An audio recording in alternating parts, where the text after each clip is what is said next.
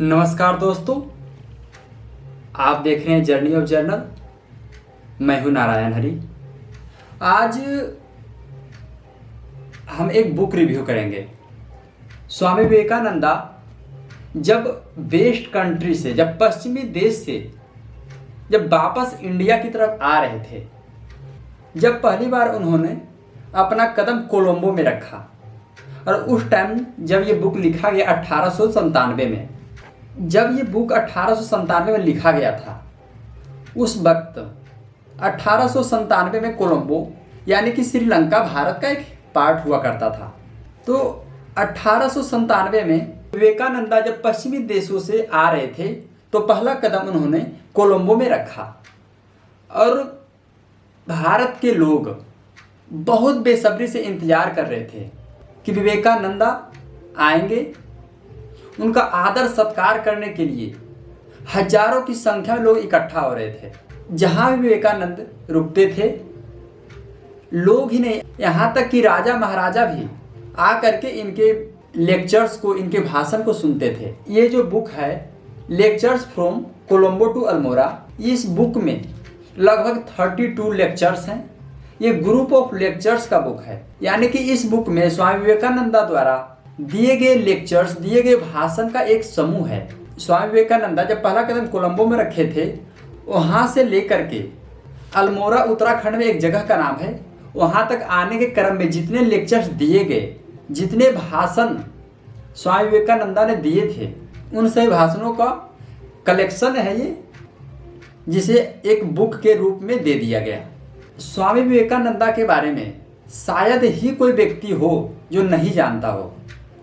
सिर्फ भारत ही नहीं, भारत के बाद भी पूरी दुनिया के हर देश स्वामी विवेकानंद के बारे में जरूर जानते होंगे। उनकी ख्याति, उनकी यश दुनिया के हर कोने कोने में पहुंचा हुआ है। स्वामी विवेकानंद का जन्म 1863 में कोलकाता में हुआ था, और इनकी मृत्यु बहुत कम उम्र, मात्र 39 साल की उम्र में 1902 में हो गया था। इनके गुरु ये बचपन से ही बहुत मानवतावादी विचारधारा के थे। बहुत सारी कहानी इनके बारे में आप लोग सुने होंगे। एक कहानी मैं भी सुनाता हूँ। जब ये बच्चा थे, थोड़ा समझदार हुए थे, तो ये गरीबों को बहुत मदद किया करते थे। एक दिन इनके पेरेंट्स, इनके माता पिता अपने छत के कमरे पे बंद कर दिए। इनके कामों से परेशान होकर के इनके माता पिता एक दिन छत के कमरों पे जाकर इनको बंद कर दिए।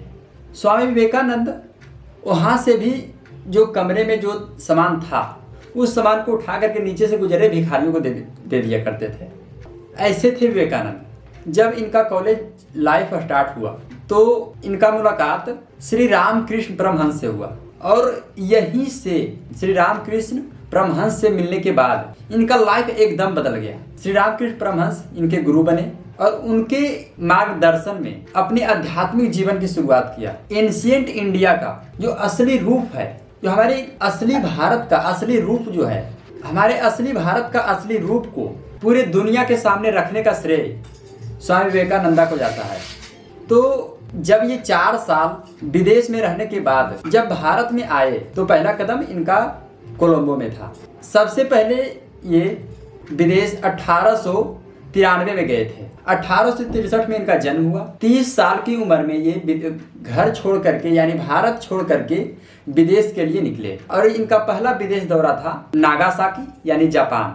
वहां से होते हुए, जापान से होते हुए ये 30 जुलाई 1893 को शिकागो पहुंचे, और वहां विश्व धर्म महासम्मेलन यानी धर्म संसद, विश्व धर्म संसद में पार्टिसिपेट किए, और वहीं से ये विश्व फेमस हो गए। स्वामी विवेकानंदा अपने इस बुक में लिखते हैं, वहाँ जो भी उस धर्म संसद में पार्टिसिपेट कर रहे थे, सब अपने अपने धर्म की महिमा मंडन कर रहे थे। सब अपने अपने धर्म को दूसरे धर्म से ऊंचा दिखाने का प्रयास कर रहे थे। लेकिन स्वामी विवेकानंद अपने धर्म को ऊंचा ना दिखा करके मानवता को ऊपर रखने की बात की। लेकिन स्वामी विवेकानंद अपने धर्म को ऊंचा ना बता करके मानवता को प्रथम पायदान पे रखा। अपने भाषण का शुरुआत ही my dear brother and sister of America कह करके किए थे। ये सेंटेंस बोलने के बाद लगभग 5 मिनट तक वो हॉल तालियों की गड़गड़ाहट से गूंज उठा था। यहाँ तक कि उस स्पीच को सुनने के बाद, स्वामी विवेकानंद के उस भाषण को सुनने के बाद हार्वर्ड यूनिवर्सिटी के प्रोफेसर, साइकोलॉजी के प्रोफेसर विलियम जेम्स अपने यूनिवर्सिटी के दिए हुए एक लेक्चर में बताए थे कि ये जो व्यक्ति है स्वामी विवेकानंद एक ऐसा मानव है जो एक साधारण मानव नहीं है। ये भारत की भारतीयता को एक नई मुकाम पे लेकर के जाएगा। ये सिर्फ हिंदू नहीं है, ये मानवता की एक मिसाल है। और अगर कोई व्यक्ति से हिंदू मानता है तो हिंदू ही मानवता है। तो अब हम कुछ बात करते हैं इस बुक के बारे में। ये बुक ये कुछ स्वामी विवेकानंद के कुछ कथन के बारे में आप भी जरूर जानते होंगे। उसमें बहुत फेमस एक कथन है, उठो जागो और लक्ष्य प्राप्ति तक रुको नहीं। उनका ये कथन का जो असली स्वरूप है वो इस प्रकार से है, उठिस्ता जागृता प्राप्य वर्ण निबोधता, arise awake and stop not till the goal is reached. उठो जागो और लक्ष्य प्राप्ति तक रुको नहीं। अब हम बात करते हैं कुछ इस बुक के बारे में। तो पहले हम बता चुके हैं कि ये बुक स्वामी विवेकानंद के लगभग 32 लेक्चर का एक कॉम्बिनेशन है। प्रथम लेक्चर स्वामी विवेकानंद का बेस्ट कंट्री से जब रिटर्न आ रहे थे तो कोलंबो में था, जो कि 15 जनवरी 1897 को था। अगर साधारण भाषा में कहा जाए तो स्वामी विवेकानंद अपना प्रथम कदम यानी कि 15 जनवरी 1897 को ही कोलंबो में प्रवेश किए थे। और ये प्रथम लेक्चर था जो कि ईस्ट कंट्री में दिया गया था। इनका कहना था कि रिलीजन जो है वो बुक में एग्जिस्ट नहीं करता है। एकम सत्य विप्र बौद्धम वदंती। उनका कहने का मतलब था God is one whom the sex declared by various name. इस बुक के अकॉर्डिंग, इस बुक में स्वामी विवेकानंद अपने लेक्चर में कहते हैं कि आप अपने ईश्वर को तब तक नहीं जान सकते जब तक कि आप अपने आत्मा को नहीं जान लेते हैं। जिस प्रकार से आत्मा का ना ही निर्माण होता है ना ही विनाश होता है, उसी प्रकार से ईश्वर का भी ना ही निर्माण किया जा सकता है न ही विनाश किया जा सकता है। आप उसी ईश्वर को अलग अलग रूप में पूजते हैं, उसी ईश्वर को अलग अलग नाम से पुकारते हैं, लेकिन वो एक ही है। कोलंबो में दिए अपने प्रथम भाषण में स्वामी विवेकानंद का ये कहना था।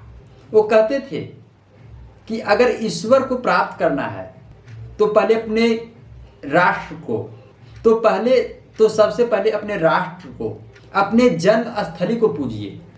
मानवता को अपने दिल में, मानवता के लिए जगह रखिए, तभी आप ईश्वर को प्राप्त कर सकते हैं।